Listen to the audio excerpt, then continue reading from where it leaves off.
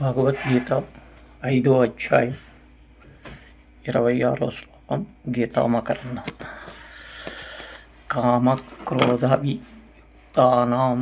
యతీనాం యతచేతసాం అభితో బ్రహ్మ నిర్వాణం వర్తతే విదితాత్మనాం. కామక్రోధాదులు లేనివారు, మనోనిగ్రహం కలవారు, ఆత్మతత్వము నెరిగినవారు నగు యత్నశీలురు బ్రహ్మ శౌచము, మోక్షము, బ్రహ్మానందము అంతటా శరీరం ఉన్నప్పుడు లేనప్పుడు సర్వత్రా వెలయుచునే ఉన్నది. బ్రాహ్మణ నిర్వాణమును ఎవరు పొందగలరు? కామక్రోధము తొలగిన వారు, చిత్తస్వాధీనం కలవారు, ఆత్మీయత నెరిగిన వారు మాత్రం పొందగలరు. మోక్షం స్థావరమును సోమరులు అందుకోగలరా? లేదు, యత్నశీలు మాత్రమే చేరుకోగలరు. మోక్షము ఎచ్చట ఉన్నది? తెలిపిన సలక్షణ గుణములలో వారెచ్చటను వారి చుట్టూను మోక్షములను. మోక్షములకు మరి ఒక చోటు అవసరము లేదు. స్మరాన్ కృత్యా బహిర్బాహ్య చక్షుశ్చైవాంతరే బ్రోను ప్రాణాపానో నమౌ కృత్య నా సౌభ్యాంతర చరిణో యత్తేంద్రియ మనోబుద్ధిర్మ నిరోక్షపరాయణ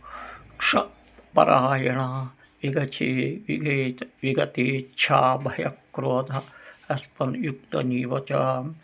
ఎవడు వెలుతున్న శబ్దాస్పరాది విషయమును వెలుపలికి నెట్టి వచ్చి తూపును భ్రూ మధ్యమును నిలిపి నాసికపు ముట్టములందు సంచరించు ప్రాణాపానవాయువులను సమం చేసి ఇంద్రియ మనోబుద్ధులు నిగ్రహించి ఇచ్ఛాభయమును క్రోధములు లేనివాడై మోక్షాసక్తుడై మనసుడై అట్టివాడెల్లప్పుడూ ముక్తుడైచును.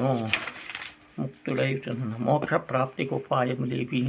శబ్దాది విషయములు ఏకాగ్రత, ప్రాణాపాయము, ఇంద్రియ నిగ్రహము, మానవశల్యము, యక్షస్వరము, కామక్రోధములు బహిర్గములు. భోక్తారం యజ్ఞతావససాం సర్వలోకమహేశ్వరం సహృదయం సర్వభూతానాం జ్ఞాతమాం శాంతిముచ్యతే. యజ్ఞుల యొక్క తపస్సుల యొక్క భోక్త నగును సమస్త లోకమును ఈశ్వరుడు సమస్త ప్రాణులకు హితకారిగా నన్నే మనుజుడు శాంతిని పొందుచున్నాడు.